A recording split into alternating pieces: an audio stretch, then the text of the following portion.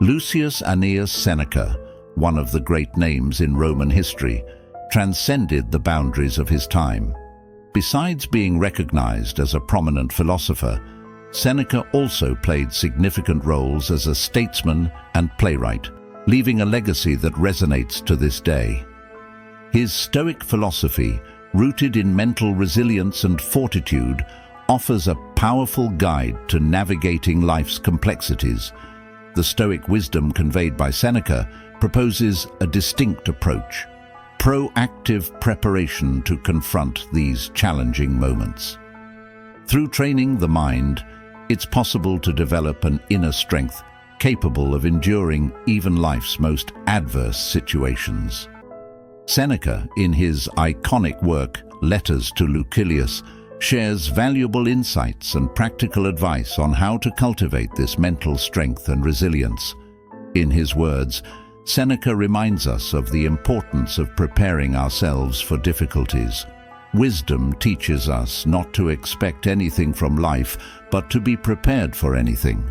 This prepared mindset isn't about passively accepting challenges, but about being mentally and emotionally equipped to face them with serenity and steadfastness. Seneca's own life is a testament to the application of his Stoic teachings. He wasn't immune to difficulties. On the contrary, he faced significant personal and political challenges. His proximity to power as an advisor to Emperor Nero placed him in delicate situations where his ethical integrity was constantly tested. Yet, faced with these challenges, Seneca remained firm in his principles, always striving to live according to his philosophical convictions. This video brings together 6 ways to promote mental strength, inspired by Seneca's philosophy. These insights can assist individuals in developing the mindset and tools needed to face life's hardships with courage and composure. So start practicing this by staying until the end and being strong. First, focus on one activity at a time. It's not just about an activity, but about the quality of attention we give to it, wrote Seneca in one of his letters to Lucilius. This principle isn't confined to the practice of a single task. It goes beyond, permeating our approach to dealing with various spheres of life. Observing Seneca's life, we see not only his wise words, but also his deliberate actions.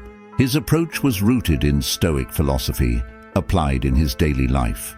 When dedicated to writing, Seneca wouldn't allow himself to be distracted by external matters. His complete attention was directed towards composing his philosophical works. He understood that true excellence doesn't arise from distraction, but from unwavering focus on one task at a time. Seneca's analogy about being everywhere and therefore nowhere resonates powerfully in modern times. Contemporary culture often celebrates the ability to multitask as if it were synonymous with success and efficiency. However, Seneca warns us about the hidden dangers of this scattered mindset. A practical example is in everyday life. Imagine yourself trying to perform various activities simultaneously. While responding to emails, you're also attending a virtual meeting and trying to finalize a report. While this approach might seem productive, the quality of the work done might be compromised. Seneca urges us to reject this scattered approach, instead focusing entirely on one activity at a time. When we apply this philosophy to reading, for instance, Seneca advises us to delve deeply into the text in front of us. Exclusive concentration allows for a richer understanding and a deeper engagement with the presented ideas. This doesn't confine itself only to reading. It extends to all areas of our existence. In relationships, Seneca would encourage us to practice mindfulness. In a conversation, rather than being mentally elsewhere, fully focusing on the interlocutor and the shared words is a gesture of respect and genuine understanding. This kind of complete attention strengthens human bonds and promotes more authentic communication. Second, practice philosophy to control your impulses. Philosophy teaches us to act, not to speak, writes Seneca, encouraging us to live in alignment with our words and actions. He cautions against excessive indulgence in impulses, identifying them as potential obstacles to virtue. Particularly, anger, for Seneca, is the most harmful among uncontrolled emotions. He perceives it as a temporary disturbance that can trigger harmful actions and compromise our self-control. A contemporary example of this is in a workplace scenario. Suppose you find yourself in a situation where your ideas or contributions are repeatedly rejected. This can easily lead to frustration and anger. However, Seneca warns us about the consequences of acting under the influence of anger. While it might seem justified to express this emotion, reacting impulsively can lead to irreparable consequences. For example, confronting a superior in a fit of anger can undermine relationships and future opportunities. The connection between the practice of philosophy and impulse control is a recurring theme in his works. Seneca believed that philosophy was a path to living in harmony with reason and nature. It offers practical methods to navigate life with serenity and understanding. The story involving Seneca and Emperor Nero vividly illustrates the intersection between Stoic philosophy and impulse control. Nero, overtaken by anger due to a trivial incident, was reprimanded by Seneca. Seneca used the opportunity to teach the importance of self-control and moderation, reminding Nero of Stoic principles. This intervention highlights Seneca's ability to translate philosophy into practical actions, guiding his students towards more virtuous behavior. According to Seneca, Stoic philosophy offers an approach to avoid the blindness of anger.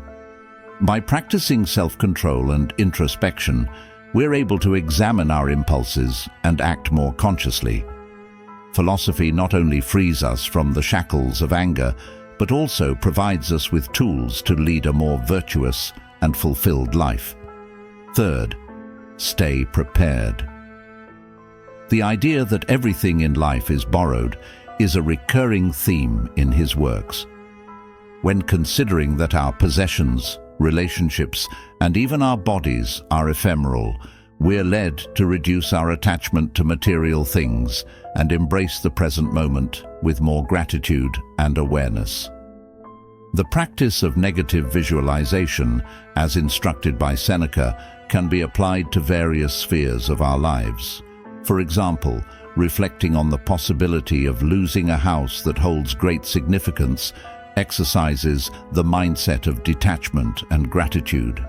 This technique allows us to value what we have in the present moment, rather than constantly worrying about its potential loss. We can extend this practice to other aspects of our lives. Consider the scenario of a valuable piece of jewelry we possess. By visualizing the loss of this jewelry, either through theft or voluntary choice, we immerse ourselves in the exercise of feeling and contemplating life without that possession. This practice, repeated across various fields of our existence, prepares us to face adversities and helps us appreciate the present. Negative visualization also invites us to confront the inevitability of death. Seneca believed that contemplating our own mortality provides a powerful perspective on life's brevity. This practice encourages us to live purposefully, constantly reminding us of the fragility and ephemerality of our existence. By confronting our mortality, we redirect our attention to what truly matters, prioritizing experiences and relationships over material possessions. The daily adoption of this mental exercise not only nurtures gratitude for the present, but also empowers us to take proactive actions to avoid or deal with future challenges. By mentally preparing ourselves for adverse situations, we develop a resilient and adaptable mindset, strengthening our confidence and ability to deal with life's uncertainties. Fourth, voluntarily accept difficulties. Despite his own position of wealth in the Roman Empire, Seneca opted for periods of austere living, wearing simple clothes and consuming minimal food on certain days of the month. This practice wasn't a matter of financial need, but a conscious attempt to moderate his desire for material possessions and fleeting pleasures. Through this voluntary simplicity, he sought to cultivate a greater appreciation for what he already possessed and, above all, develop the courage necessary to face life's challenges. The technique of voluntary difficulty advocated by Seneca is comparable to physical training that strengthens the body. Just as exercise challenges and strengthens our muscles, embracing difficulties voluntarily offers an exercise for the mind. By deliberately facing discomforts and challenges, we cultivate resilience, discipline, and gratitude, forging a mindset that confronts life's adversities more robustly. A practical example of this approach can be found in those who face the fear of public speaking. Instead of avoiding this challenging situation, they choose to willingly embrace discomfort. Participating in public speaking groups or volunteering for presentations at work are ways to consciously expose themselves to this challenge. With each speech, they face anxiety, expanding their ability to deal with discomfort while simultaneously improving their communication skills. However, voluntary difficulty isn't limited to overcoming specific fears. It can be practiced in various ways, such as enduring extreme temperatures, occasional fasting, or adopting practices that challenge our daily comfort. The core lies in the deliberate choice to confront challenges that test our limits, thereby expanding our ability to handle unexpected difficulties. Through these self-imposed challenges, we develop a mindset that values resilience and discipline. By willingly exposing ourselves to discomfort, we build a strong foundation to face life's uncertainties, realizing that often the things we feared aren't as daunting as they seemed. Fifth, avoid self-victimization. The dichotomy of control, outlined by Seneca, highlights the crucial distinction between what is within our control and what is beyond it. External events, situations, and actions of other people are outside our sphere of influence, but our thoughts, attitudes, and actions are elements we can direct and control. This distinction allows us to focus our energy on what we can truly shape. Amor fati, or love of fate, is a philosophy that encourages us to accept and embrace every moment of our lives, regardless of its complexity or challenge. Instead of struggling against unwanted events or attempting to escape them, Amor fati invites us to find meaning and learning in each situation, recognizing that even adverse circumstances offer opportunities for growth and personal development. In the current scenario, where social media significantly influences perceptions and self-perceptions, it's easy to fall into the trap of self-victimization. Constant comparisons with fabricated narratives and the misconception that such representations are reality can fuel feelings of inadequacy and victimhood. Seneca, in his teachings, invites us to reflect on how we deal with adversities. For example, consider someone who aspired to a promotion at work but saw another colleague promoted in their place. The initial reaction of feeling betrayed or unjust is a manifestation of a victim mentality, where the person perceives themselves as a passive victim of circumstances. However, the principles of the dichotomy of control and amor fati would suggest a different approach. Recognizing that the promotion decision is beyond their control, this person could redirect their focus to what they can actually control: their attitudes, thoughts, and actions. Instead of dwelling on negative feelings, they could see the situation as an opportunity for self-reflection and personal growth. The application of these principles allows a shift in mindset from passivity to self-management and resilience. Seneca reminds us that by accepting and valuing every aspect of our destiny, we can find strength and meaning even in challenging circumstances. Seneca's life is a living example of these principles. He faced numerous personal and political difficulties throughout his life, and his Stoic philosophy was a guide to confront these challenges. His ability to accept circumstances, adapt and find meaning even in adversity resonates in his writings and is a testament to the transformative power of a resilient and growth-oriented mindset. Sixth, spend time in solitude. Solitude, for Seneca, wasn't a state of forced isolation, but rather a conscious choice to distance oneself from external distractions, to deeply engage in introspection.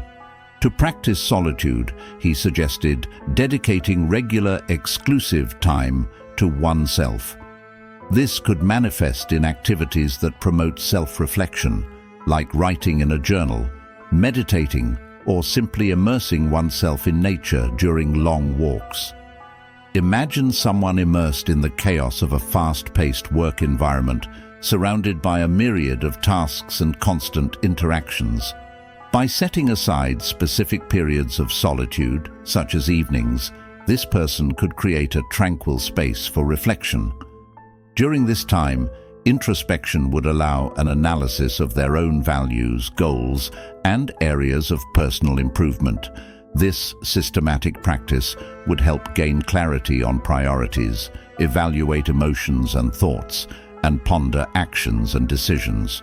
Through this process of self-reflection, the Stoics sought not only a deeper understanding of oneself, but also to enhance mental strength and resilience. For Seneca, solitude was a means to recharge the mind, seek valuable insights, and cultivate an inner strength that sustained a more fulfilled life. Another crucial aspect he emphasized was continuous learning and the expansion of knowledge and intellectual skills during moments of solitude. Reading and reflecting on different areas of knowledge were considered essential activities for intellect development and to improve understanding of the world. In his own writings, Seneca often reflected on human nature, exploring the emotional and psychological challenges individuals face. He saw solitude as an antidote to life's daily distractions, an opportunity to reconnect with oneself and confront internal dilemmas.